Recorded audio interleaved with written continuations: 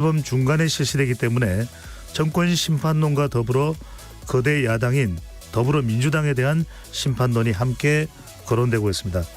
총선의 구도를 살펴보도록 하고요. 결국 인물 싸움으로 가지 않겠습니까? 공천의 면면도 점검해 보겠습니다. 그리고 제3지대에서는 여러 정당이 출연하면서 변수도 더욱 커지고 있는데요. 이 부분도 함께 짚어보겠습니다. 과연 40 총선은 무엇으로 승부가 나게 될까요?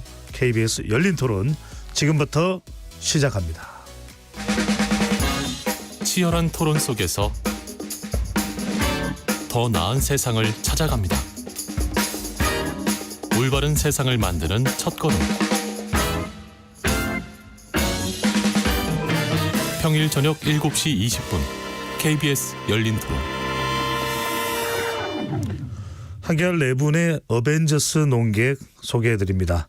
김만음 전 국회 입법조사처장 나오셨습니다. 네, 안녕하십니까. 김성환 시사평론가 자리하셨습니다. 네, 안녕하세요. 성한용 한겨레 신문 선임기자 함께하시고요. 네, 안녕하십니까. 이종근 시사평론가 나오셨습니다. 네, 안녕하십니까. 이종근입니다. 네, 어벤져스시죠. 네, KBS 열린 토론 문자로 참여하실 분은 샵 9730으로 의견 남겨주시고요. 단문 50원, 장문은 100원의 정보 이용료가 붙습니다. KBS 1라디오의 모든 프로그램은 유튜브에서도 함께 할 수 있으니까요. 또 우리 영상으로도 많이 또 들어와 주시면 좋겠습니다. 구독도 꾹 눌러주시고요. 자, 앞서 오프닝에서도 말씀드렸듯이 총선이 딱 30일 앞으로 다가왔습니다. 총선 승부수는 뭐가 될까요? 자세하게 짚어보겠습니다. 첫 번째 승부수입니다. 국민의힘과 더불어민주당의 총선 구도부터 짚어보고 갈 텐데요. 선거를 한 달여를 앞두고 양당 수장들이 공세 수위를 높이고 있습니다. 국민의힘은 국회를 장악한 거대 야당의 입법 폭주와 방탄국회 심판을 말하고 있고요. 더불어민주당은 정권 심판론에 방점을 찍고 있는데 각각 어느 쪽이 더 강하게 이번 선거에서 작동이 될까요? 먼저 김만우 박사님. 예, 뭐 늘 야당이야 선거 때마다 집권 세력, 집권 여당 정권 심판을 이야기하죠. 특이하게 이번에는 좀 야당에 대한 심판론이 상당히 용어가 일상적인 용어로 많이 등장을 했습니다. 그 배경이 한두 가지가 있을 건데요. 하나는 압도적인 여소 야대 국회에서 일당 야대였던 그런 그 민주당 문제가 있었고요. 네. 또 사법적인 문제 관련해서 계속 논란이 됐던 부분이 있어서 이 또한 주목거리가 됐습니다. 그래서 심판이라고 했을 때는 과연 심판이 작동하느냐 자체 문제보다는요. 한쪽이 심판이라면은 당연히 반사 이익을 얻겠죠. 그럴 건데 이번의 경우는 심판하겠다고 나선 사람들 스스로가 문제가 있기 때문에 네. 그 말이 어느 정도 설득력이 있을까 이게 문제가 되는 것 같습니다. 아시다시피 그냥 통계 여론조사상으로는 아무래도 익숙한 집권 여당에 대한 심판론이 조금 우세하게 나오긴 합니다. 나오긴 한데 심판하겠다고 나서는 야당 예. 또 반대로 야당 자체 방탄 국회를 심판하겠다고 주장하는 여권 예. 이쪽에서 어느 게 작동할 것인가라는 건데요. 그래도 김만은 박사님 보시기에 어느 쪽이 조금이라도 더 강할까요? 정권 심판론일까요? 제1야당 심판론일까요? 그냥 저는 일반 여론조사 추세라고 보는데요. 투표 선택은 그것만 작동하는 것이 아니라 여러 가지 그 후보 요인이라든가 최근에 공천 과정 문제가 같이 결합돼서 될 겁니다. 예. 다만 이전에 너무나 압도적인 지난번 그 선거 직후로 보자면은 현재 민주당 기열이 180석 내외나 됐었죠. 거기에 비춰본다면 상대적으로 많이 후퇴할 가능성은 민주당이 오히려 후퇴할 가능성은 있어 보입니다. 의석수에서요. 네. 네. 성 기자님은요? 이게 이제 정권 심판론 자꾸 얘기하는데 이게 우리나라 1987년 이후에 총선을 쭉 보면 사실은 정권 심판론이 작동한 적이 별로 없습니다. 그렇습니까? 예, 의외로 그래요. 그게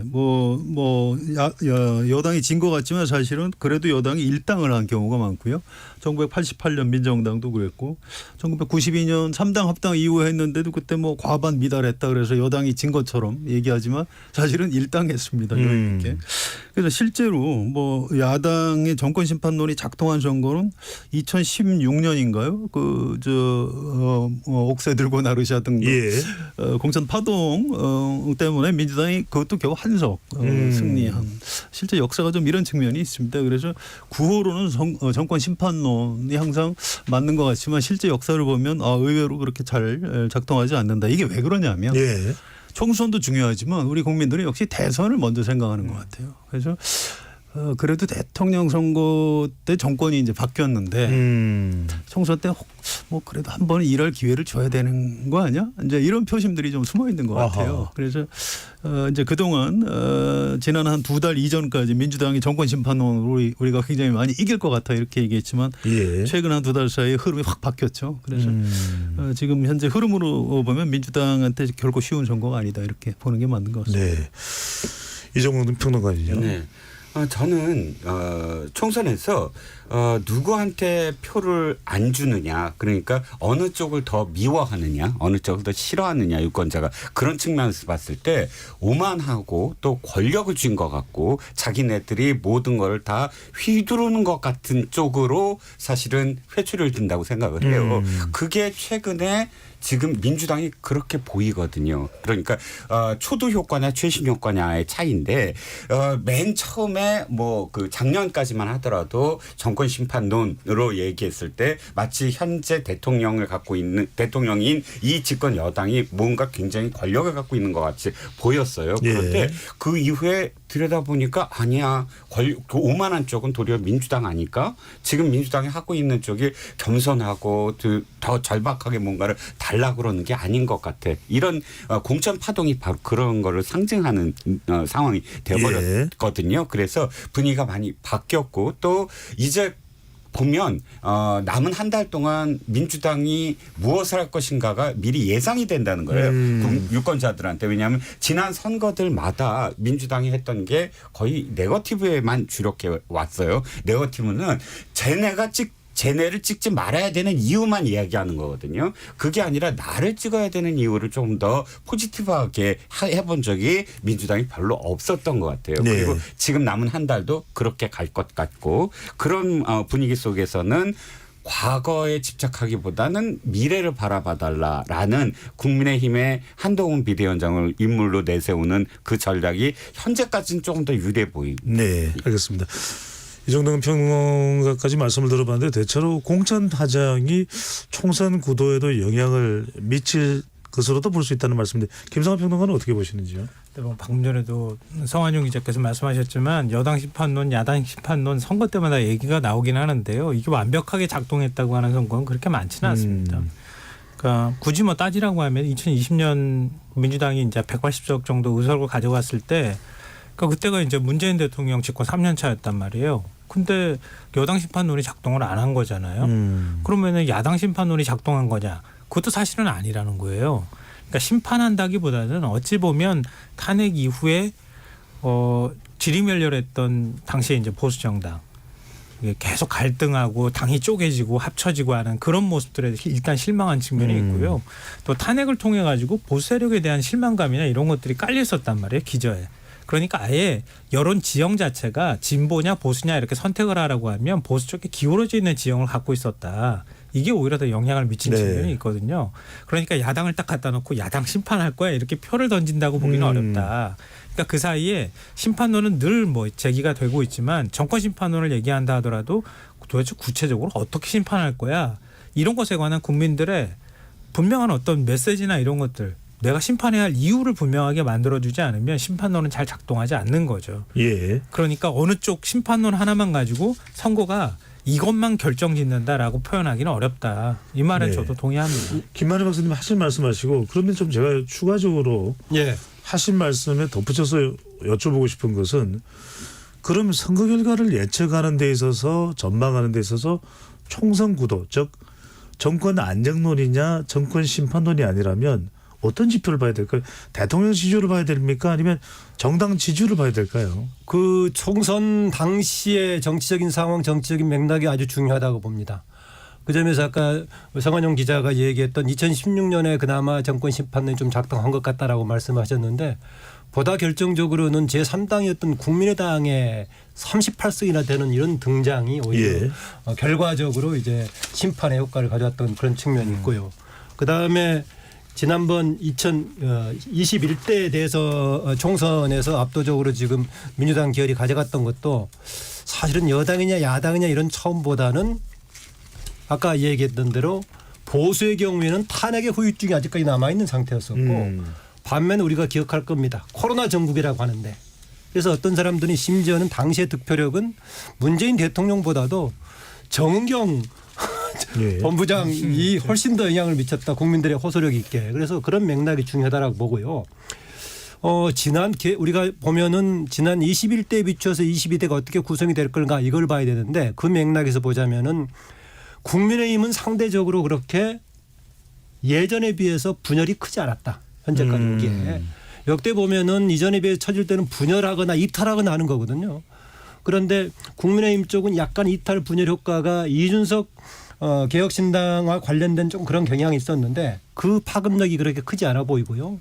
대신 그 부분을 한동훈 비대위원장 하면서 좀 막아주는 효과가 있고요. 네. 반면에 민주당 계열은 현재 뭐 정당의 형태로 분열되어 있긴 합니다만은 그 이전에 이른바 조국 사태라든가 뭐뭐 등등을 거치면서 기존의 민주당 기반의 세력이 상대적으로 쪼개져 나갔거든요. 심지어는 극단적으로 다른 성향의 정당으로 가기도 했고 이번에 매력을 끌지 못한다면은 투표에서 이탈까지 나온다. 그러면 이탈과 분열의 두 가지 효과까지 겹쳐서 경우에 따라서는 아주 어려워질 수도 있다. 기억하시겠습니다마는 예전에 역대 가장 저조한 투표율이 나왔던 18대 총선이 그렇지 않았습니까? 당시에 대통합 민주신당 이전에 열린우리당에 대한 실망이 아주 컸을 때 네. 이탈이 아주 컸고 분열도 있었죠. 그래서 역대 최저 46.1%가 나왔었는데 그런데요. 네. 현재 추세를 보자면은 민주당의 분열과 이탈의 효과가 훨씬 더 크다라고 봅니다. 저는. 아, 그게요. 이 말씀을 꼭 드리고 싶은데 이게 이 정치도 이 세상사하고 비슷합니다. 우리가 수능 시험장 들어가서 뭐 정신 차리고 갑자기 열심히 뭘 문제를 푼다고 잘 풀어지는 게 아니고요. 네. 복싱이 그렇다고 그래요. 링 위에 올라가서 잘하려고 해봐 이미 늦었다는 겁니다. 그 전에 기초 체력을 충분히 다지고 체중 감량을 좀 잘 하고 그다음에 상대가 누구냐에 따라서 작전을 미리 좀 잘 세워놓고 링 위에 올라가서는 그걸 확인하는 작업에 불과하다고 해요. 그래서 지금부터 벌어지는 한 달 동안은 그동안 쌓은 기초 실력, 평소 실력을 입증하는 그런 국면인데 제가 아는 전문가들 얘기는 대통령의 직무평가보다는 그래도 역시 정당 지지도가 예. 실제 결과에 좀 가깝다는 겁니다. 2020년에도 뭐 코로나 이런 것 때문에 뭐 조국 사태 이런 것 때문에 그 당시에 더불어민주당이 굉장히 정당 지지도가 낮았을 것 같지만 그렇지 않았다고 그래요. 굉장히 높았다고 합니다. 예. 그런데 지금은 여야 정당이 1, 2당 정당 지지도가 비슷해요. 그래서 현재 만약에 당장 내일 선거를 치른다면 의석이 비슷할 것이다라고 보는 게 합리적이다. 이런. 네. 잼성 기자님이 의석에 적혀져 주셨는데 우리가 이 부분도 짚고 넘어가지는 않을 수 없습니다. 지금 30일을 남겨두고서 우리가 가장 큰 변수로 보게 되는 건 바로 공천에 대한 여파입니다. 일평론가님, 지금 이재명 대표는 뭐 상당히 또 이제 언론 보도상으로 시끌벅적하게는 민주당이 그렇긴 했지만 조용한 공천으로 평가받는 여당의 공천에 대해서 일일이 지적을 했습니다. 지난해 집중호우 당시에 사망한 최상병 관련해서는 책임자들의 공천도 이루어졌다. 돈봉투 받은 의혹을 받는 후보도 공천을 받았지 않냐. 폐륜 공천에 대한 심판의 날이다. 이렇게 일단 공격을 했습니다. 어떻게 보시는지요? 자, 지금 이재명 대표가 일일이 설명을 했잖아요. 텍스트로 설명을 했어요. 예.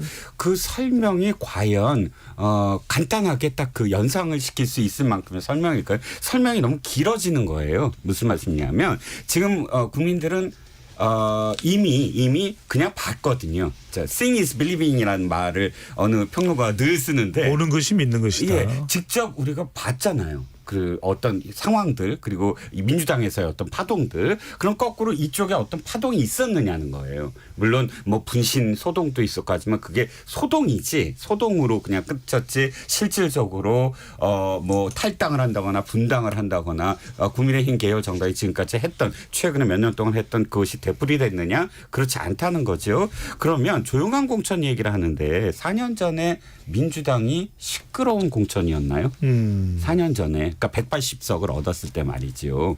별로 안 시끄러웠던 것 같아요. 왜냐하면 물갈이 비율이 27%에 불과했거든요. 그때 당시에 국민의힘은 44%예요. 굉장히 높았죠. 근데 44%는 103석에 불과했고 27%는 180석에 얻었어요. 27%밖에 물갈이를 하지 않았으므로 대단히 조용한 선거였고 대단히 감동이 없었고 대단히 아무런 어떤 기억이 안 남는 그런 공천을 민주당이 했는데 180석을 얻었잖아요. 네. 그러니까 이게 조용한 공천이다라고 얘기해서 무슨 국민의힘의 어떤 비판적인 어떤 여론이 형성될 것 같지 않고요. 이런 보시기에는 그러면 이 좀 시끌벅적했고 지금 상당히 반발하는 내부 탈락자들도 나오는데 이게 총선의 결과에까지도 영향을 미칠까요? 민주당 말이죠. 민주당은 일단 두 가지예요. 하나는 뭐냐면 두 가지로 이제 영향을 미치는데 지금 영향 미친 건 다 미쳤어요. 그러니까 이 집안 싸움. 그래서 여긴 왜 이렇게 시끄러워? 그건 다 미쳤어요. 이제 두 번째 영향을 미칠 건 각 지역 그 경쟁률이죠. 그러니까 각 지역에서 무리하게 꽂은 사람들이 과연 어떻게 살아 돌아올까? 이를테면 여전사 운운했던 세 사람. 이 세 사람은 이재명 대표가 지금 어저께 오늘 계속 공천 혁신을 했다라고 얘기하는 그 공천 혁신과 정반대의 사람들이거든요. 추전리를 말씀하시는 거죠. 그렇죠. 추미애 장관이 굉장히 신선하신가요? 참신하신가요? 새로운 혁신인가요? 아니면 이현주 의원이 민주당을 그렇게 욕하고 문재인 대통령을 그렇게 괴롭혔던 이현주 의원이 이 당이 굉장히 영위까지 하면서 자신의 가장 가까웠던 후보를 지금 주저앉힐 만큼의 사람인가요? 아니잖아요. 그런데 알겠습니다. 그걸 혁신이라고 얘기하잖아요. 그러니까 제가 드린 말씀은 이런 실질적으로 이런 후보들이 계속 고전을 하고 지지율이 떨어지고 만약에 그렇게 된다고 한다면 2차 충격이 그래서 오기 시작하고 그러면서 균열이 생길 가능성이 높다는 거죠. 여전사 3인방은 추미애 전현희, 이현주 세 사람이고요. 김성환 평론가께 또 여쭤볼 수밖에 없는데 반면 또 한동훈 위원장은 더불어민주당에 대해서 운동권 특권 세력이다. 부패 세력, 종북 세력 합치 아마 이 비례 이 연합 정당 더불어민주 연합에 대해서 이제 이 후보자들을 일컫는 것으로 보였는데 이재명 당대표를 공천한 게 패륜 공천이다 이렇게 맞받아쳤는데 그렇다면 국민의힘 공천에 대한 평가와 그것이 총선의 결과에 미칠 영향은 어떻게 보십니까? 일단 공천 국면은 지나갔다고 봐요. 그러니까 한 고비가 다 지나갔기 때문에 이 이재명 대표의 발언을 좀 오독하면 안 된다고 생각하는 게 뭐냐면요. 그러니까 공천 얘기를 하면서 패륜 공천에 대한 심판의 날이라고 얘기한 건 공천 국면을 넘어서 민주당이 물론 공천이 시끄러웠던 건 사실이잖아요. 근데 이제는 정권 심판론, 그러니까 윤석열 정부의 어떤 실정 부분을 부각시키려고 하는 전략을 같이 포함하고 있는 거예요. 그러니까 공천만 얘기하는 게 아니라 윤석열 정부에서 이렇게 문제가 있는 사람들을 공천을 했는데 거기에 그 실정을 감추기 위한 겁니다. 그러니까 윤석열 정부를 심판해야 합니다. 이쪽으로 프레임을 바꾸고 있는 중인 거예요. 근데 지금 전반적으로 그동안에 공천이면 한쪽은 조용하고 한쪽은 시끄러웠었잖아요. 근데 제가 볼 때는 공천은 거의 이제 그 여론에 미치는 영향은 다 흡수가 됐다고 봐요. 그러니까 물론 민주당이 시끄러운 공천을 했던 부분에 대해서 여론이 부정평가를 어느 정도 하고 있는 건 사실이지만 이제 거기서 넘어서서 그렇다면 뭘 어떻게 할 거야 라고 지금 국민들을 물어보고 있다는 거죠. 거기에 대해서 국민의힘은 어떤 대답을 내놓을 것이며 민주당은 어떤 대답을 내놓을 거냐 이게 굉장히 중요하다는 거죠. 그래서 오늘 이재명 대표도 얘기했던 것처럼 뭐 이채양명주라고 해서 여러 가지 이태원 참사나 뭐 그 해병대 최상병 수사 축소 의혹이나 뭐 이런 것들 쭉 얘기하면서 다른 한쪽으로는 민생 5가지를 얘기했단 말이에요. 이게 자연스럽게 민생 문제를 그 제기하는 방식으로 프레임도 바꾸고 앞으로 선거 국면을 그런 방식으로 끌고 가겠다고 하는 일종의 의도를 담고 있는 발언이었다. 저는 그렇게 생각합니다. 네. 제가 꼭 하나 좀 덧붙이고 싶은 게 있는데 이게 4년 전 총선을 지금 여당에서 반면 교사를 삼았으면 좋겠어요. 무슨 얘기냐면 4년 전 코로나 전국 때 야당은 이 코로나 뭐 마스크 대란이니 해서 여당에 대한 집중 공격을 했지만 뭐 여당에서는 이 위기를 잘 넘기기 위해서 뭐 K 방역 뭐 이제 뭐 이런 얘기해가면서 우물쭈물했는데 선거 결과는 여당이 훨씬 많이 의석을 얻었거든요. 야당은 원래 여당 공격하는 겁니다. 이건 자유당 때부터 그랬어요. 그래서 예. 지금 이재명 대표가 좀 국민의힘 윤석열 대통령 또 한동훈 위원장에 대해서 좀 독하게 얘기해도 반쯤 접어줘야 돼요. 대신 여당이면 우리가 좀 4대 개혁을 하기 위해서 좀 다수 의석이 필요합니다. 라고 좀 약간 좀 쩔쩔매는 좀 약간 좀 동정론을 구하는 이런 태도가 맞는 건데 지금은 너무 공격적이에요. 저 종북이다. 저 사실 빨갱이라는 얘기 아닙니까? 빨갱이하고 연대하면 빨갱이다. 지금 그 얘기를 하는 건데 그렇게 해서 의석 얻는데 도움이 될까요? 저는 그거 굉장히 의문이에요. 근데 뭐 예. 네, 말씀하시죠. 하시고 저는 넘어가겠습니다. 네, 네. 저는 뭐 공격하는데 지금 맞대응하는 것도 나름대로 의미가 있다고 봅니다. 왜 그러냐면은요. 제가 지자리에서 했던 것 같은데 조폭들이 어깨에다 착하게 살자라고 써갖고 다니면 그게 설득력이 있겠습니까? 그랬을 때 심판을 요구할 때 심판할 만한 사람이 과연 자격이 있느냐라고 맞상대 지적하는 것은 충분히 상대의 공격을 무력화시키는 그런 전술이 될 수도 있다라고 저는 예. 그렇게 봅니다. 이재명 네네. 대표에 대해서 맞받는 것은 필요할 수 있다. 예, 그리고 지금 제요. 그동안에 민생에 대해서 민생을 내세우지 않아서 민생 문제가 국회 의제에서 사라졌느냐. 저는 그건 아니라고 봅니다. 민생은 계속 던졌습니다. 정기국회도 이번에 민생이 제일 중요하다고 합니다. 그러나 실질적인 의제라든가 언론의 관심은 어디로 갑니까? 싸우는 거지. 사법적인 문제를 둘러싼 서로의 공방이라든가 돈 봉투라든가 이런 것이 사람들이 관심이 갈 수밖에 없던 겁니다. 그러려면은 민생을 끌어내려면은 리더십 자체에 대한 논란거리를 해소를 해야 돼요. 그럼 어떻게 하면 해소되겠느냐? 뻔한 얘기입니다만은. 예. 네. 아니, 그렇죠. 그러니까 사실은 역으로 지금 조국 혁신당의 주목을 받고 있는 거라고 저는 생각하거든요. 근데 지금 말씀하신 것처럼 심판을 하겠다고 하는 사람의 자격을 지금 한동훈 위원장은 계속 제기를 하고 있는 거잖아요. 그래서 운동권 청산론을 얘기하고 있고요. 저는 그런 방식의 청산론이 국민들한테 잘 먹히지 않을 거라고 봐요. 그리고 색깔론도 이제는 좀 먹힐 때가 지나갔어요. 근데 그거 가지고 직접적인 영향을 미친다기보다는 말씀하셨던 것처럼 심판할 자격이 없다 이 얘기를 지금 하고 있는 거거든요. 민주당이나 이재명 대표의 비호감도를 높여서 결국 심판하는 자의 자격 문제를 제기함으로써 정권 심판론을 희석화시키겠다고 하는 전략을 포함하고 있는 건데 아까 조국 혁신당 제가 바람을 말씀드렸던 것처럼 그래서 다시 되묻고 있는 거예요. 그러니까 다른 만약에 정치인 출신 대통령이라고 하면 그게 설득력 있게 다가갈 수 있는데 윤석열 대통령은 자신이 피해자라고 얘기했고 그거 가지고 결국 대통령의 자리에 올랐단 말이에요. 공정과 상식을 얘기했던 검찰총장이 위치에 있었기 때문에 어찌 보면 대통령이 될 수도 있었거든요. 근데 그러면 검찰권을 지금 정말 공정하게 사용하고 있느냐에 대해서 국민들은 묻고 있는 거라고요. 거기에 대해서 회의적인 시각을 갖고 있는 국민들 너무 남용하고 있어. 여당에 대해서는 아니 이른바 이제 뭐 명품백 문제나 뭐 이런 부분에 대해서도 공정하지 못해라고 하는 국민들의 시선이 있는 거란 말이에요. 네. 이재명 대표의 리더십 의문을 제기하는 사람들은 있지만 어찌 보면 야당이 이전처럼 막 쪼개지거나 하지 않는 현상이 나타났던 것도 어찌 보면 과하게 검찰이 수사하고 있다고 하는 야당 지지층이 꽉 일부 강성 지지층이라고 우리가 표현하고 있지만 꽉 결집하는 현상이 나타나기 때문에 민주당이 깨지거나 이런 현상들이 안 일어난 거거든요. 그 부분을 주목해 봐야 된다고 생각해요.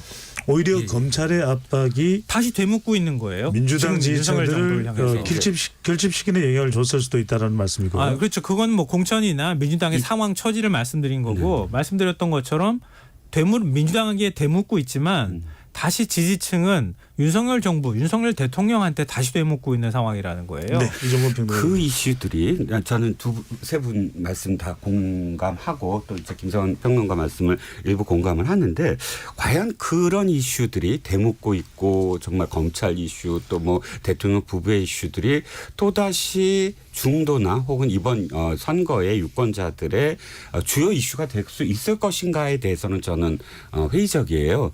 예를 들자면 가장 제가 드러났다고 생각하는 게 추석 전과 추석 후에 민심의 향방이거든요. 직접적으로 그게 대담이 있었어요.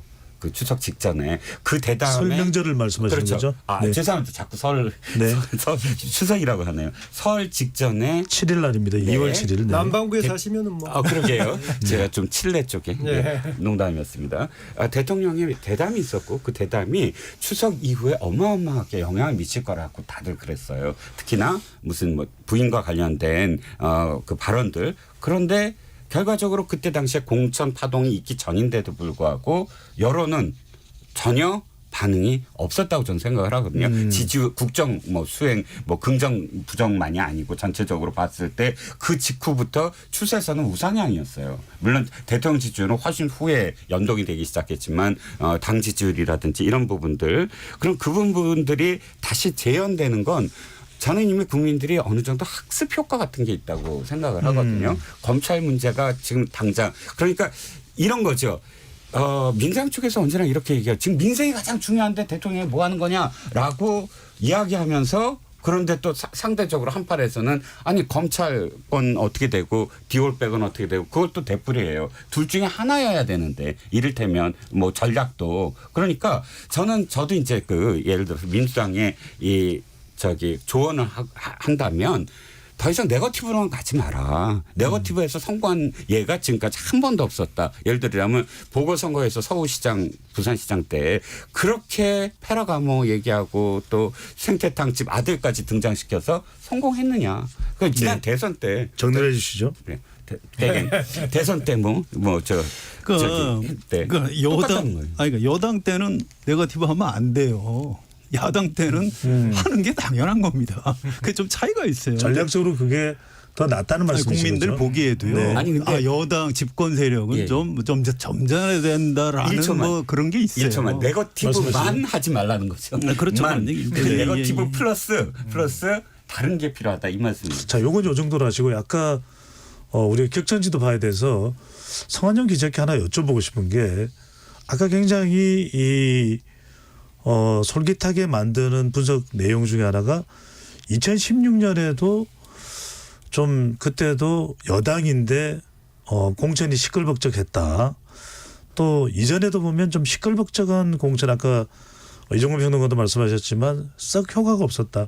그런데 그걸 모를 리가 없을 텐데 이번에 여하튼 시끌벅적한 정도 좀 이렇게 파장의 이 소리가 좀 크게 들린 곳은 민주당이었거든요.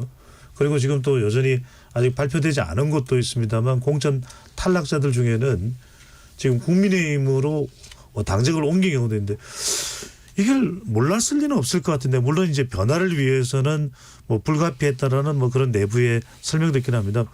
왜 그랬을까요? 이게 두 가지 저도 궁금해서 계속 물어보는데요. 네. 민주당 의원들 설명은 그래요. 하나는 아무래도 이재명 대표가 좀 뭐 욕심을 좀 낸 측면은 확실히 있는 것 같다. 그건 부인을 못합니다. 근데 또 하나는 경험 부족에 의한 무능 공천이라고 얘기를 합니다. 설명을 해요. 이게 사실은 이 기계적으로 공천을 했을 때 이를테면 박용진 의원 같은 경우에는 박용진 공천 걱정 안 하는 정당을 만들겠습니다, 여러분 했지 않습니까? 예. 근데 그게 혹시 미리 채점지 점수를 봐서 박용진이 떨어지게 생겼네. 그러면 최고위원회를 열어가지고 이건 좀 나하고 경선 때 라이벌이었기 때문에 우리 정무적 판단이 필요합니다. 이게 구제해 주십시오. 이게 오히려 맞는 거거든요. 근데 그렇게 못한 측면이 있다고 하고요. 지금 사실은 약간 열성 지지층에 좀 휘둘리는 측면이 있어요. 총선 결과에는 어떤 영향을 미칠 것으로 보입니까? 안 좋은 영향을 미치죠. 이게 어쨌든 일반 국민이 볼 때는 이거 이재명 대표 마음대로 하는구나라고 그냥 생각하지 무능하다라고 생각을 하지 않거든요. 그래서 이 잘 관리하지 않으면 본선에 좀 불리하다고 생각합니다.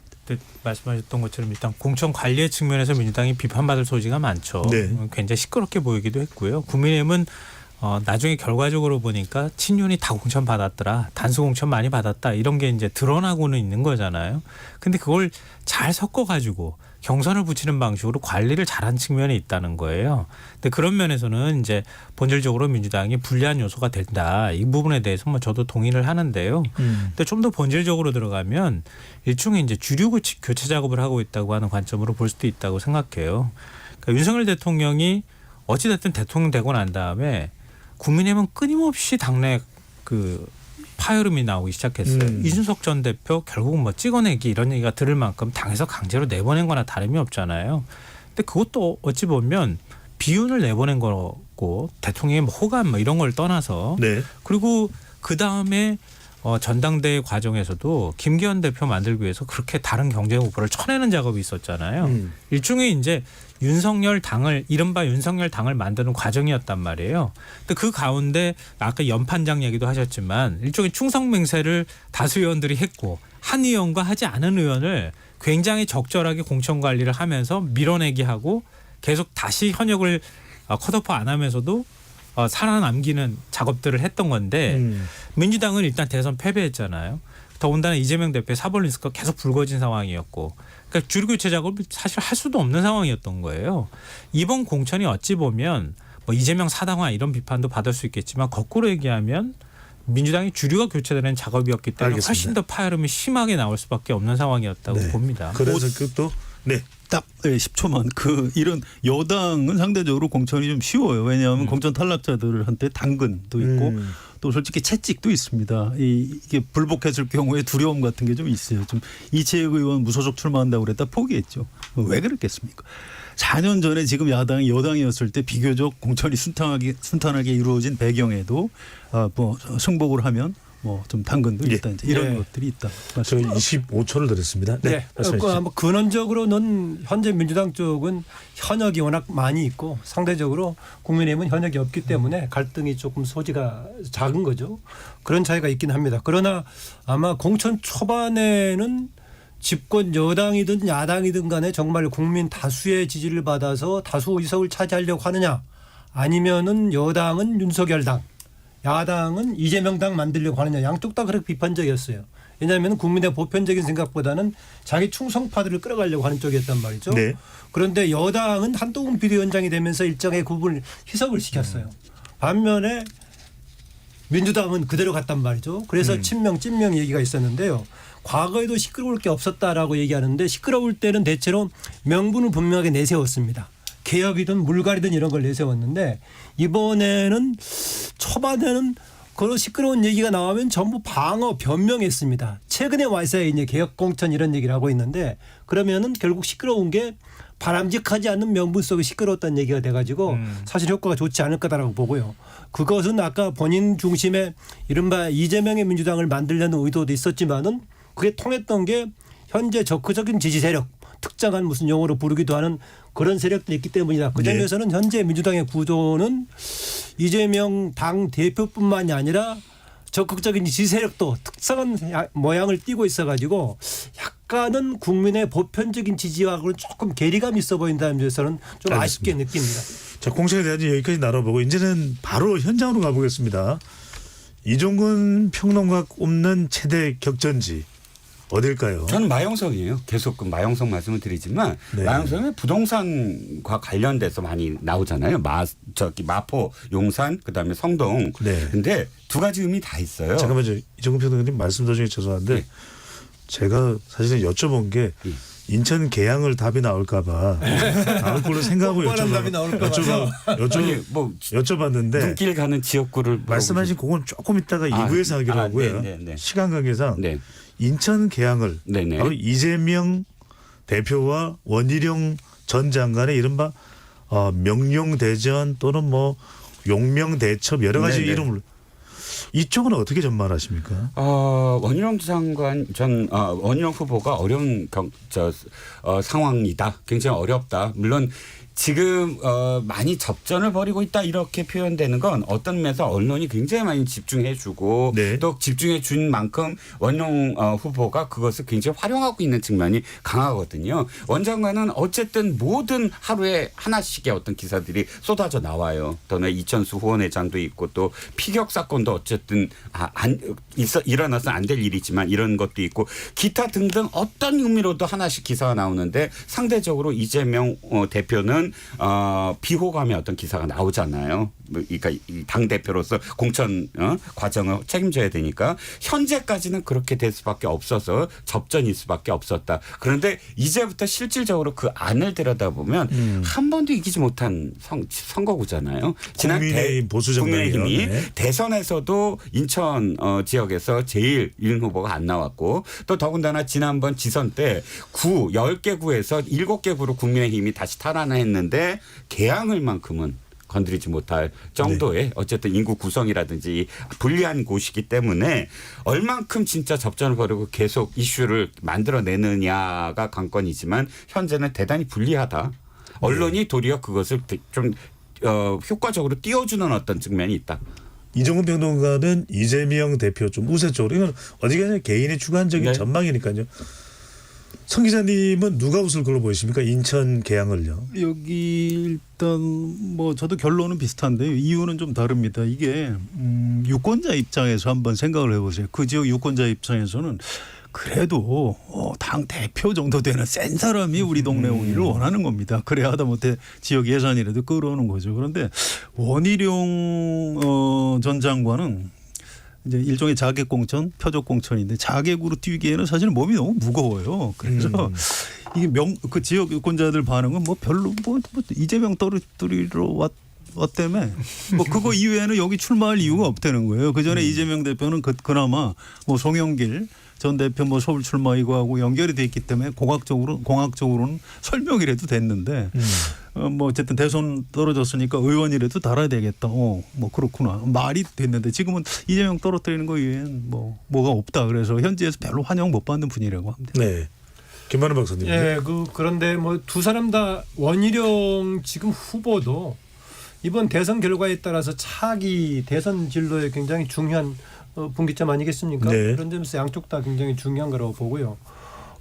저는 그냥 현재 밖에 데이터 나와 있는 정도 수준밖에 파악을 못 하겠습니다. 제가 현장을 가본 적이 없어서요. 뭐 상당한 격차에서 원희룡 후보가 추격하고 있는 그런 모양새 정도면 저는 판단하겠고요. 대신 뭐 이 지역에 가까이 있는 저는 영등포 갑에서 정당을 아예 여야를 바꾼 김영주 의원이 어떤 결과를 낼까 이것도 결과를 좀 두고 봐야 할 것 같습니다. 네. 자, 다른 지역은 조금 이따 2부에서 더 살펴볼. 김성환 평론가는 어떻게 보십니까? 그런데 또 일부 전망은 상당히 이 공천 후유증 이후에 인천 개항을 여론조사 결과 좀 좁혀졌다는 분석도 있고 여기 이제 유동규 전 성남도시개발공사 본부장이 출마를 할 가능성이 높아지기 때문에 일종의 대장동 선거 성격도 강하지 않느냐. 또 더군다나 이제 원희룡 전 장관의 경우에 뭐 대장동의 일타 강사 이런 또 역할을 자임했던 바도 있기 때문에 어떻게 보시는지요? 여기가 만약에 뭐 민주당하고 국민의힘이 계속 왔다 갔다 후보들이 했던 곳이라 그러면은 이제 여러 바람도 타고 여러 요인들이 작용하면 이제 선거 결과가 바뀌기도 하고 그럴 수도 있는 지역이라고 생각할 텐데 그렇게 생각하기는 좀 어려운 지역이란 말이에요. 특히 이제 호남이 고향인 분들이 꽤 많이 사는 지역이기도 하고요. 그렇다면 아까 말씀하셨던 것처럼 이재명 대표 공천 시끄럽고 또 뭐 사당화다 여러 가지 논란이 있고 또 대장동 문제 뭐 이런 것들이 영향을 미치지 않겠느냐. 유동규 전 본부장도 나오니까 그렇게 생각할 수 있는데 제가 볼 때는 민주당 지지자들은 대장동 이슈가 생각보다 그렇게 큰 영향을 미치지 않는다고 봐요. 그러니까 물론 이재명 대표에 대한 호불호에는 영향을 미칠 수 있어요. 근데 그걸 예를 들어서 민주당을 계속 지속적으로 찍어왔던 지지자들이 나 그러면은 지금 원희룡 원희룡 후보 찍을 거야라고 마음을 바꾸지는 않는다는 거예요. 그게 하나가 있고요.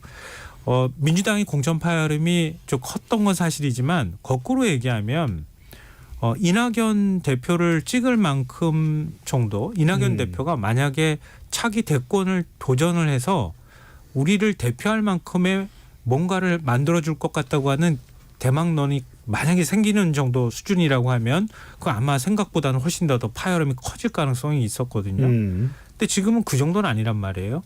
근데 과거에 야당에서 이렇게 주류색을 교체할 때 그때 막 당이 쪼개지거나 이런 현상까지 민주당이 안 간 이유가 그게 이재명 대표 리더십 문제도 있지만 오히려 외부의 요인이 더 크다고 제가 말씀드렸던 거잖아요. 그러니까 개항을 해서 굳이 이재명 대표를 지지자들 사이에서 버려야 할 이유를 별로 못 찾는 거예요. 알겠습니다. 그 정도까지 흔들리지 않고는 바닥 자체가 바뀌기는 쉽지가 않다. 이렇게 저는 봅니다. 제가 네. 앞서 그 지지의 상당 부분은 지지의 이동이 아니라 투표에 참여하지 않고 이탈할 가능성이 변수가 된다 이런 말씀드렸지 않습니까?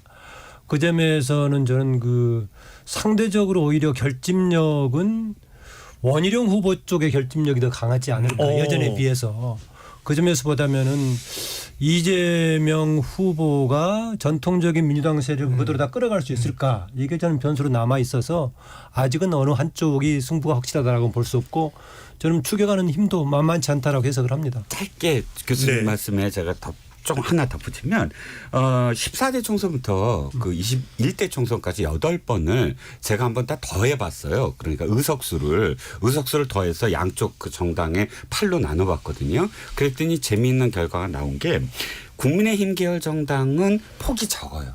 그러니까 제일 높은 숫자와 제일 적은 숫자가 예를 들자면 뭐 140에서 뭐 제일 적은 게 지난번 86 정도인데 이쪽 그 민주당은 폭이 너무 커요. 180까지 갔다가 막 70까지 떨어졌다가 그러니까 다 8로 나눠 보니까 이쪽이 100이라면 민주당이 100이라면 이쪽은 50밖에 안 돼요. 이건 무슨 뜻이냐면 고정 지지층이 편차가 심하지 않고 보수층은 늘 다져왔다는 거죠. 그러니까 심하게 출렁거리지 않는다는 거예요. 뭐 너무 많이 뭐 지지를 하고 너무 적게 지지하고 이런 편차가 적다는 거죠. 이 보수 정당 쪽은. 네. 그래서 결론적으로 전 교수님 말씀에 이 동의하는 게 뭐냐면 이탈하는 측이 많아질 가능성이 더 높다. 이번에. 왜냐하면 이 8번 중에 3번을 민주당이 이기는데 그 민주당이 이긴 3번의 그 선거 다 보면 외적 요인이 다 작용을 했다라는 거죠. 예를 들면 2004년 총선에서는 탄핵, 후폭풍, 2021대 총선에서는 역시 코로나19 또 20대 총선에서는 뭐 친박 논쟁, 찐박 논쟁의 충격 이렇게 옥새 들고 해서 나르샤. 예, 네. 옥새 들고 나르샤 이렇게 외적 환경이 굉장히 클 때 민주당은 큰 득표를 했지만 그 이외의 5번의 패배에서는 사실상 자신들이 자력으로 또는 지지층이 결집해서 큰 표 차이 크게 어떤 알겠습니다. 작용을 하지 못했다는 거죠. 송 기자님 승 기자님 말씀하신 분명히 하실 말씀이 있으실 것 같은데 자 2부로 돌아와서 바로 첫 기회를 드리겠습니다. 지금 여러분께서는 KBS 열린 토론 함께하고 계십니다. 유튜브에 들어가셔서 KBS 1라디오 또는 KBS 열린 토론을 검색하시면 지금 토론하는 모습 바로 보실 수 있습니다. 자 로고 듣고 2부로 돌아오겠습니다.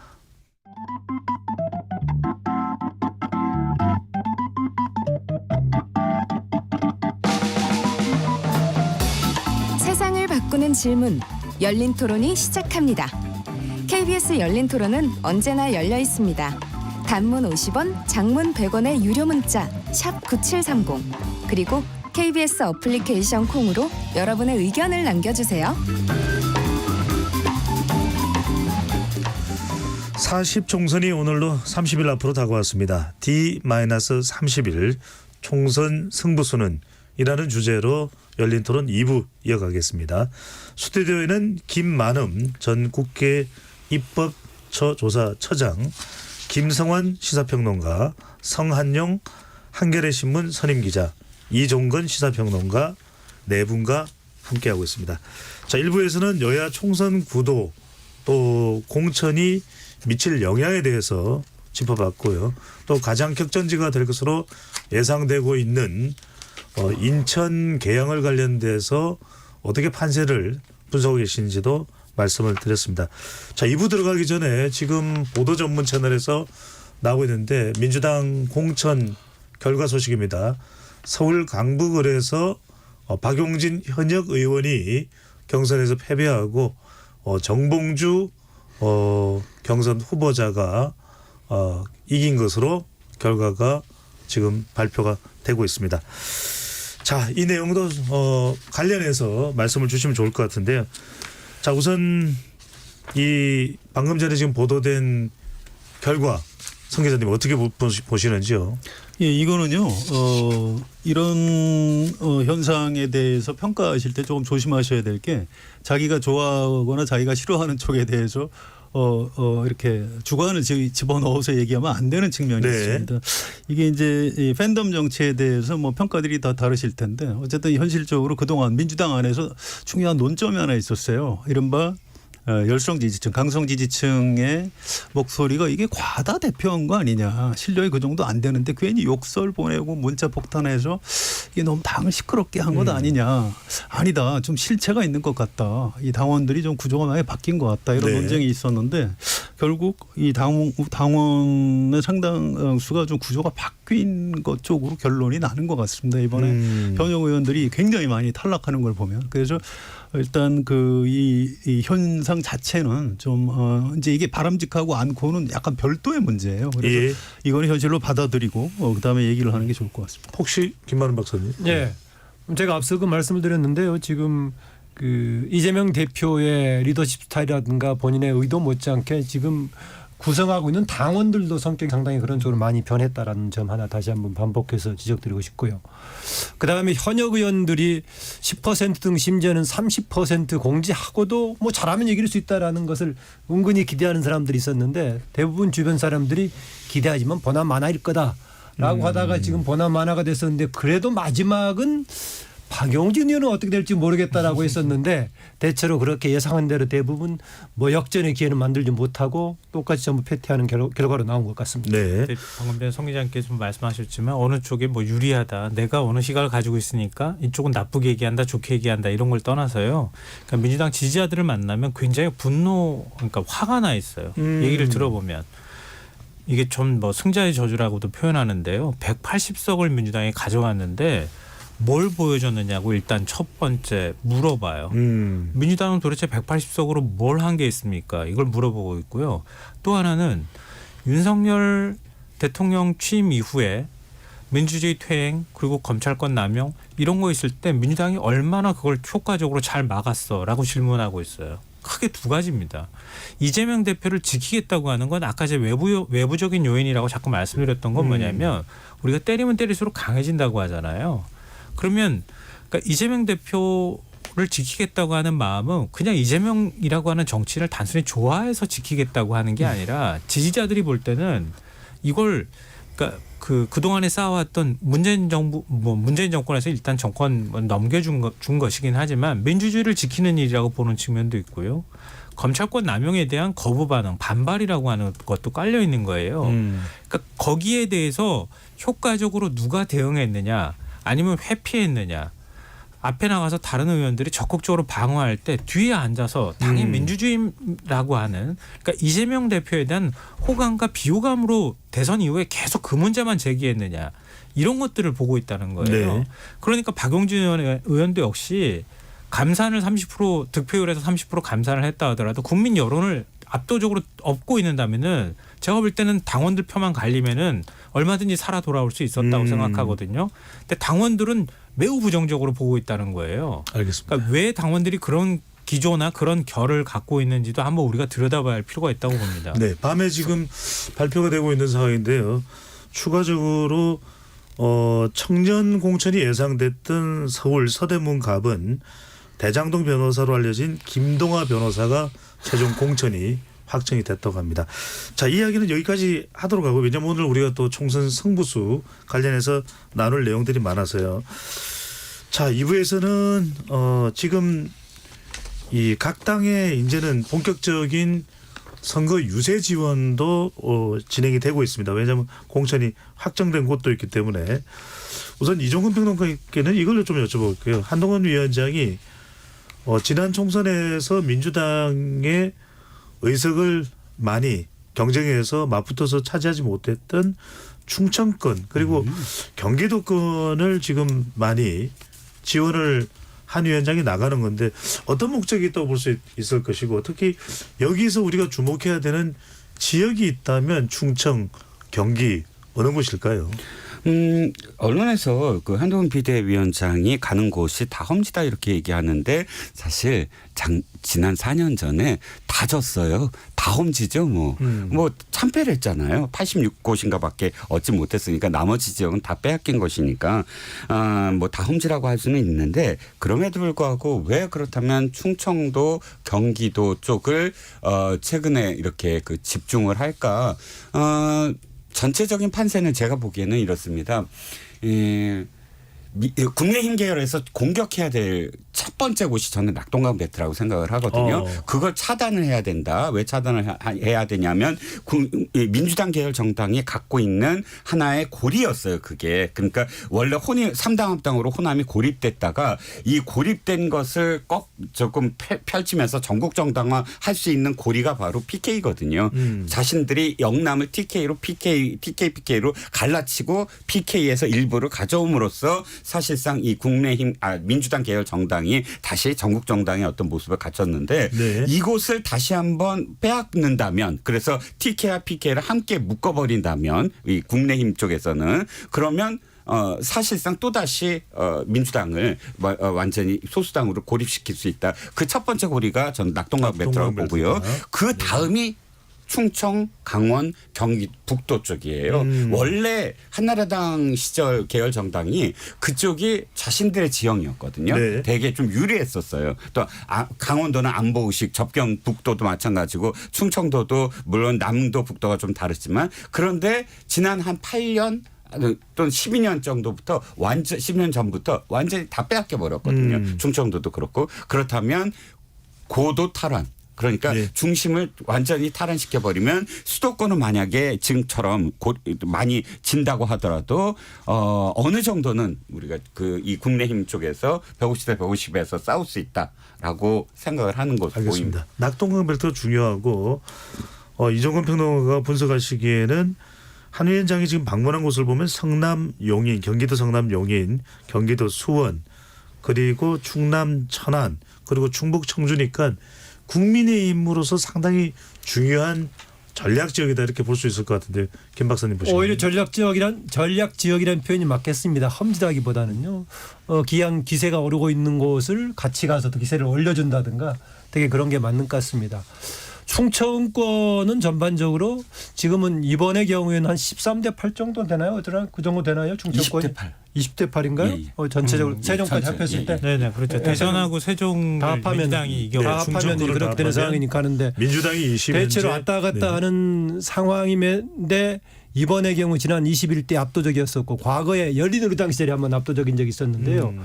그만큼 왔다 갔다 하니까 잘하면은 가져올 수도 있는 그런 여지가 있는 지역이어서 집중적인 아마 뭐 전략 지역으로 택하고 있는 것처럼 보이고요. 그리고 그게 한동훈 비대위원장을 중심으로 같이 움직였을 때 본인이 느꼈을 때 뭔가 조금 에너지가 느껴진다 이런 걸 같이 가지고 있나 봐요. 그래서 네. 이 부분은 전체 의석에도 아주 크게 영향을 미칠 것이다. 이 정도 차이가 있는 지역에 만약에 비슷하게 간다거나 혹시 국민의힘 우위로 가버린다면은 수도권 못지않게 전체 의석에도 영향을 미칠 수 있다라고 봅니다. 네. 성 기자님께는 이재명 대표의 동선이 상당히 좀 흥미롭습니다. 왜냐하면 여전히 현역으로만 놓고 보면은 서울과 경기도 모두 민주당이 상당히 많은 의석을 차지하고 있는데 영등포 갑을 갖고 이재명 대표가 양천 갑을 갖고 또 여주 양평을 돌았는데 이건 어떻게 보십니까? 어떤 정치적 메시지를 담고 있다고 봐야 될까요? 아니요. 그렇지 않다고 그럽니다. 물어봤어요. 네. 왜 그러냐 그랬더니 인천 개항을 해서 먼데 가기가 좀 곤란하다고. 너무 솔직한. 아니 자기 선거도 치러야 되는데 아니 한동훈 위원장은 출마 안 하잖아요. 예. 전국에서 오라는 데도 많고 또 이제 체력도 좋고 젊고 그러니까 막 갈 수 있는데 이재명 대표는 사정이 그렇지가 않아요. 또 재판도 받아야 되고 그래서 못 가는 겁니다. 근데 이재명 대표가 어딜 가느냐를 보지 마시고요. 그 메시지를 좀 주목해달라고 주문을 받았어요. 그래서 양평에 가서 이제 어떤 메시지를 내놨는지 네. 또 종로에 가서 어떤 얘기를 하는 건지 그 메시지에 주목을 해달라. 하여튼 그런 민주당 내부의 애로사항이 있는 양평을 것 같습니다. 같다면은 서울 양평간 고속도로 또 그렇습니다. 김건희 여사 이슈를 부각시키려는 의도와 의미가 담겨 있다고 봐야 될까요? 그렇습니다. 이제 그것 때문에 갔다고 해요. 네. 김상 변호사께는 오늘 있었죠. 오후 2시 한 반 정도였네요. 김부겸 전 총리가 민주당 총선에 가담하겠다, 도움을 주겠다. 이 김부겸 전 총리, 김부겸 효가 또 김부겸 전 총리가 이번 선거에서 민주당을 돕기로 적극적으로 나선 배경, 개인적인 이유도 있을까요? 뭐 개인적인 이유라고 하면 정계 은퇴 선언했는데 뭐 저기서 또 은퇴 선언하고 다시 또 정치를 하는 거나 다름이 없게 돼버리니까 자연스럽게 정계 복귀하는 효과가 나타나지 않을까 뭐 이렇게 또 해석은 가능할 것 같은데요. 그건 뭐 당사자 얘기를 좀 더 들어봐야 될 것 같고요. 다만 이제 민주당은 지금 앞서도 이제 공천이 부정적인 영향을 미치고 현재도 미치고 있고 또 미칠 가능성이 있는 거 아닙니까? 또 특히 이제 호남 같은 경우에도 저 공천 갈등이 우리가 생각하는 것보다 호남은 훨씬 더 심각하게 느꼈을 수도 있어요. 왜냐하면 경선도 상당히 많이 붙었고요. 또 붙는 과정에서 갈등도 그만큼 커지거든요. 근데 이런 면에서 공천 관리를 잘못했다는 거를 아마 지역 내 경쟁이 치열한 호남만큼 더 절실하게 느꼈던 것도 없을 수도 있거든요. 더군다나 민도도 굉장히 높기 때문에 전략적 선택들을 많이 해온 상황인데 지금 부동층이 상당히 많이 잡히고 있다는 거예요. 그걸 물론 이제 조국혁신당의 상당 부분 흡수하는 현상이 나타나서 판세가 조금 달라지긴 했지만 근데 그런 호남 민심이 흔들고 있다는 거는 수도권 민심도 흔들리고 아까 투표 포기도 말씀하셨지만 그런 것하고도 연결이 될 수 있는 여지가 있어요. 그러니까 민주당이 선대위원장을 구성할 때 김부겸 전 총리의 어떤 통합의 메시지나 이런 것들 가치를 갖고 오는 측면 그리고 임종석 전 비서실장이 이번에 이제 헌신하겠다는 뜻을 다 보였잖아요. 네. 고민정 최고위원이 다시 복귀하고 그래서 당이 남아있는 한 달 정도의 기간 동안에 단합된 모습과 형태를 보이면서 그러니까 그렇게 해서 좀 이완되어 있는 지지층을 다시 한번 다잡아가는 그런 과정이나 목표를 제일 1순위로 가지고 있다고 네. 생각해요. 김 박사님은 어떻게 보십니까? 이탈할 하기도 했던 또는 공천 파장에 대해서 불만스러워하기도 했던 임종석 전 실장, 김부겸 전 총리, 고민정 전 최고위원이었다가 다시 최고위원이 됐나요? 최고위원에서 저는 아니에요. 그냥 저는 아니에요. 아 다시 그냥 잠시 뭐 나는 당무를 거부했던 거죠. 이렇게 다시 되돌아오는 일종의 연호 현상이 발생하는 이유는 악화되지는 않고 봉합했는데 그게 얼마나 봉합 효과가 있을까 이건 좀 두고 봐야겠습니다. 제가 지금 발언하겠다고 했던 것은요 넘어가기 전에 하나 지적하려고 조금 했던 것인데 네. 뭐냐면은요 아까 우리 그 성 기자께서 이재명 대표는 본인의 지금 개항을의 지역구가 있기 때문에 행동 반경에 한계가 있다. 반면에 한동훈 지금 비대위원장은 본인이 후보로 뛰지 않기 때문에 좀 많이 움직인다라고 했었는데요. 저는 그 관련해서 한동훈 비대위원장이 본인이 직접 후보라고 해서 타당 선거운동하면 합법적인가 충분히 저는 문제가 될 소지가 있다고 봅니다. 왜냐하면은요 공직선거법 88조에 보면은 후보자뿐만이 아니라 선거 사무장, 선거 연락소장, 선거 사무원, 회계 책임자, 연설원, 대담 토론자는 다른 정당이나 선거구가 같거나 겹치는 다른 후보자를 위한 선거운동할 수 없다. 달리 얘기하면은 유성정당 선거운동할 수 없다라고 저는 해석을 합니다. 네. 그런데 지금 한동훈 비대위원장은 본인은 이번에 나서지 않기 때문에 상관없다라고 얘기하고 있어요. 그런데 당 비대위원장 대표나 마찬가지죠. 본인의 이름으로 공천장을 주는 사람이 다른 정당 선거운동을 노골적으로 한다. 저는 제가 판사라면은 이건 좀 공직선거 88조 위반의 소지가 충분히 있다라고 봅니다. 네. 그래서 그 문제를 제가 아까 떠올려서 지금 지적을 드린 겁니다. 예, 알겠습니다. 좀 흐름 한 번만 다시. 예. 이 민주당 안에 어떤 게 느껴지냐면은요. 최근에 여론조사 흐름도 뭐 안 좋아요. 어쨌든 아직도 이기고 있다라고는 얘기하는 분이 있지만 뭐 그전보다 좀 나빠졌다라는 거는 다 인정을 합니다. 그러니까 1, 2개월 전과 비교하면 그렇습니다. 나쁜 민주당이 눈을 가진 사람들 지표상으로는 예. 심상치가 않다는 말씀이신 그렇죠. 거죠. 그래서 네. 김부겸 전 총리도 이거 이재명 대표를 돕는 게 문제가 아니고 잘못하면 민주당 자체가 총선에서 지게 생겼다. 내가 뭔가 해야 된다. 이 김부겸 전 총리는 책을 썼는데 제목이 나는 민주당이다. 이런 책을 쓴 사람이에요. 그러니까 민주당에 대한 그 일체감이 굉장히 높은 사람입니다. 그래서 구원투수로 나섰다고 봐야 되고요. 이런 반대급부도 기대를 하고 예상을 하고 나선 것일까요? 제가 아는 김부겸 전 국무총리의 인품상 그런 반대급부를 기대하고 뛰어들 사람은 아니라고 나중에 본인의 하겠습니다. 정치적 지분이나 뭐 그건 아니라는 그건 그때가 말씀이시죠? 가서 일단 민주당을 살려놓고 봐야 되는 거죠. 네. 자, 이 정도 이전까지는 김부겸 네. 전 총리가 이렇게 얘기를 했었거든요. 제가 직접 들은 것도 있었고 전에 들은 것도 있었는데 일단 정계 은퇴 선언했기 때문에 이후에 복귀하더라도 당장 적게 복귀하기는 좀 그렇다 말이 있었고 또 하나는 이재명 대표가 주도해서 당의 공천이라든가 본인 마음대로 다 해놔버렸는데 내가 뒤에 나중에 가서 힘없는 상태에 설거지할 필요가 있느냐. 이렇게 얘기를 했는데 지금 합류한 것은 제3의 선택을 한 것 같습니다. 뭐 통합방안 뭘 제시했는지가 전 개인적으로 궁금하더라고요. 그런 거 저런 거 계산하는 스타일이 아니에요. 예, 이종국 의원한테 여쭤보면 네. 자, 어쨌거나 지금 민주당의 경우에는 네. 뭐 공천 여파로 후유증으로 힘들어진 국면에 김부겸 전 총리도 등장을 하고 네, 네. 또 이탈할 것 같았던 임종석 전 실장, 고민정 최고위원도 돕겠다, 당에 헌신하겠다 이런 태도 나오는데 그러면 지금 민주당은 조국 혁신당 대표도 있고 같은 이 민주당 이쪽의 성격으로 따진다면 이재명 대표도 있고 김부겸 전 총리도 있는데 국민의힘은 한동훈 위원장 혼자거든요. 네. 이 부분에 대해서 일각에서는 좀 지적이 나옵니다.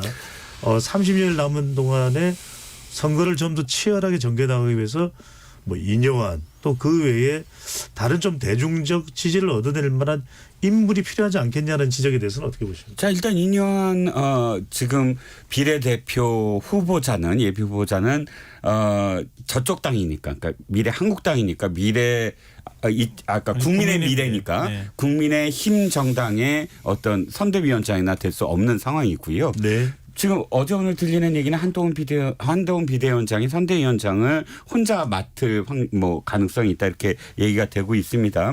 뭐 그렇다 그것이 옳다 그르다를 떠나서 저는 이유는 있다고 봐요. 뭐냐면 4년 전에 모든 그런 폐해를 전부 다 답습하지 않겠다라는 것인데 4년 전에 돌아보시면 너무나 설화가 많았어요. 차명진 의원 그 세월호 이야기 그 어마어마하게 표 깎아 먹었죠. 혹시 같이 방송하면서 하지 않았어요? 아니요. 저는 그날 방송에 없었습니다. 저는 그날 방송에는 없었고요. MBN으로 또 기억나는데 어쨌든 그런 것부터 시작을 해서 또 한선교 당시 미래한국당 대표로 임명했는데 완전히 두 당이 막 대놓고 공천 번복을 했죠. 후떡 공천. 후떡 공천했죠. 또 민경욱과 그다음 민현주 두 후보를 한 5번을 바꿨어요. 연수을인가 거기서 계속 바꿨죠. 이런 설화 또 공천 파동 이런 것들이 너무 오랫동안 한 1개월 넘게 1개월 보름 정도 난맥상을 다 보였어요. 네. 그런데 가장 중심이 되는 게 황교안 대표가 우유부단했고 적시에 끊지 못했고 그다음에 설화가 있을 때 굉장히 늦었어요. 5.18 얘기 나오고 하는데도 거기에 대해서 윤리 감찰을 하는데 몇 개월이 걸리고 이런 모습들이 누적이 돼서 이 보수 지지층마저도 예. 막 흩어졌거든요. 이분들 말씀드 중에 죄송합니다. 그래서 누가 추가적으로 한 위원장 외에 합류가 될까요? 한동훈 비대위원장이 선거 간판으로. 중심이 돼야 된다. 게릴라처럼 여기서 자신으로 다 시선을 받아야 된다. 현재까지는 그게 먹히고 있는데 네. 아마 내부에서도 그래도 이제는 혼자서 다 못한다. 여기에 플러스 몇 가지 점이 더 포함이 돼야 된다라고 해서 내부의 목소리가 이제 커지기 시작했다는 거예요. 안 세울 것 같아요. 축구도 저도 그렇게 봅니다. 원톱으로 득점할 수 있으면 원톱을 유지하는 겁니다. 네. 괜히 그 바꾸면은 괜히 혼란만 생겨요. 혼란에다가 또 새로운 사람 세웠다가 또 말썽의 소지가 없지 않으니까. 오히려 플러스가 아니라 마이너스일 수도 아니, 있다. 저는 좀 전 방송까지 그렇게 얘기했다가 그나마 조금 여지를 두고 세 분한테 좀 맡기려고 했는데 세 분이 갑자기 한 사람만 아니, 이야기 지금 그러면 제가 국민의힘은 만약에 지지율도 별로 좋지 않고 수세 국면이었다 그러면은 아마 맞아요. 누군가를 세울 텐데 한동훈 위원장이 잘했다고 생각하잖아요. 지금 바닥이었던 민심도 끌어올렸고 윤 대통령 정권심판원도 상당 부분 희석시켰고 한동훈 위원장이 뭐 개인적인 어떤 지지도도 낮지 않잖아요. 그 호감도나 이런 면에서도 한동훈 위원장으로 충분히 얼굴로 선거를 치러도 된다고 네. 지금 국민의힘은 보고 있는 거니까. 제가 그렇게 계속 엽젓는 이유는 전문 채널에서 민주당의 트로이카에 맞서려면 적어도 투톱은 돼야 되는 건 아니냐 그래서 이뇨한 전 혁신위원장이 계속 거론되기 때문에 제가 여쭤본 겁니다. 자, 성 기자님께 우리 시간이 많지 않아서 제3지대를 빠뜨리면 또 이 민원이 들어옵니다. 왜 우리는 빠뜨렸느냐. KBS가 그럴 줄 몰랐다. 자, 그래서 남아있는 시간 동안에 요걸 좀 이야기를 해야 됩니다. 자, 조국혁신당 최근에 지지율이 상당히 뿜뿜한 이런 모습인데 성 기자님 보시기에는 뿜뿜의 결정적인 이유가 뭐고 계속 이대로 그럼 총선 끝까지 이어져서 비례 득표에서는 어느 정도의 의석을 예상을 하십니까? 예, 짧게 말씀드릴게요. 일단 민주당 공천 잡음 내지 공천 파동이 계기가 된 거는 맞고요. 또 원래 조국 교수님이 가지고 있던 어떤 그 핍박의 서사, 검찰 정권한테 가장 잔인하게 당했다. 이런 동정론 이런 것들이 이제 절묘하게 얹어지면서 지지율이 치솟고 있고 민주당은 지지하지만 이재명 대표 공천하는 거 보니까 싫다. 이런 사람들 유권자들이 상당수 네. 비례는 조국 찍겠다. 반 이재명 민주당 지지층. 네. 이들이 지금 여론조사에서 이렇게 답변을 하고 있는데 문제는 이제 이재명 대표의 민주당 입장에서도 이게 제로섬 게임이거든요. 비례대표 의석을 놓고 경쟁 관계이기 때문에 이게 실제 투표장까지 이 지지가 이어질지는 조금 더 두고 봐야 할 수 있을 것 같습니다. 네. 실제로는 이 정도의 화력이 유지될지. 자, 김한우 박사님께는 새로운 미래고 개혁신당이 왜 이렇게 신통치 않은 이유는 뭡니까? 좀 뭔가 30여일 남은 동안 변화의 가능성 있을까요? 네. 일단 그 박병석 전 국회의장이 퇴임하면서 뒷마무리 발언에서 어떤 게 있었냐면은 그동안의 국회 모양을 보니까 양당 어느 쪽도 가반이 안 되면 좋겠다라고까지 했어요. 그런 방향으로 저는 정리가 됐으면 하는 건데요. 특히 지금 조국 신당 빼놓고 나머지 쪽들은 지지율이 지금 오히려 추락한 이런 상태에 있는 것 중에 하나는 약간 배경은 좀 다릅니다. 한쪽은 한동훈 비대위원장 체제가 되면서 새로운 에너지가 별로 생길 소지가 없었고요. 다른 한쪽 새로운 미래는 그동안에 정당이 왔다 갔다 하는 상황이었었고요.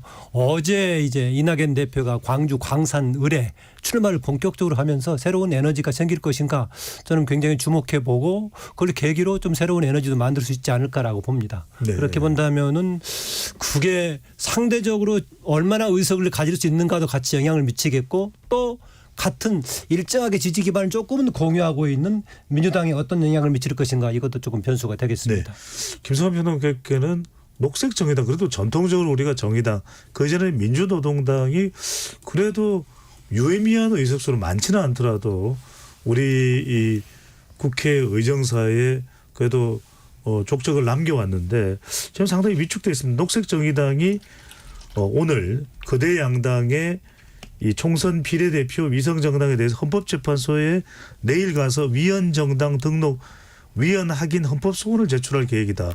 녹색 정의당에 뭔가 물꼬가 트일 만한 계기가 될까요? 아니요, 뭐 지금 선거 전까지 그 결정이 나오리라고 보기도 좀 어렵고요. 네. 근데 이미 지난 선거 때 그렇게 해가지고 선거를 치른 거 아닙니까? 녹색 정의당 어떻게 해야 될까요? 일단 뭐 정의당으로 얘기를 하면요. 지금 네. 녹색 정의당으로 이름은 바꾸긴 했지만 뭐 성격도 좀 달라져서 이렇게 딱 1대1 대응하기는 좀 쉽지 않지만 정의당의 주 지지층은요. 그러니까 민주당하고 전략적 투표를 공유하는 사이예요. 근데 정의당이 지난번 이제 공천하고 난 다음에 그러니까 위성정당에 참여하지 않고 거부하고 나가서 정의당의 모습들 그 이후에 봤을 때 실망을 굉장히 많이 준 거죠. 특히 현역 의원이라고 하는 뭐 유호정 의원부터 시작해서 현역 의원들이 그 정의당은 물론 이제 후보를 선정하는 과정이 예. 일반 그 국민들하고 다르니까 근데 그런 부분들을 지켜보면서 실망을 굉장히 많이 했다는 거죠. 근데 그래서 그 층이 지금 다 사실 빠져나갔다고 볼 수 있을 것 같아요. 알겠습니다. 자, 각 당의 상황 우리가 뭐 제한된 시간 속에서 다뤄야 됐어요. 자, G30 총선 승부수는 주제로 오늘 KBS 열린 토론 진행해 봤는데요. 여러분들 어떻게 들으셨는지요? 이것으로 모두 마무리하겠습니다. 오늘 토론에 참여해 주신 네 분의 어벤져스 패널 네 분께도 감사드립니다. 고맙습니다. 네, 고맙습니다. 지금까지 KBS 열린 토론 배종찬이었습니다.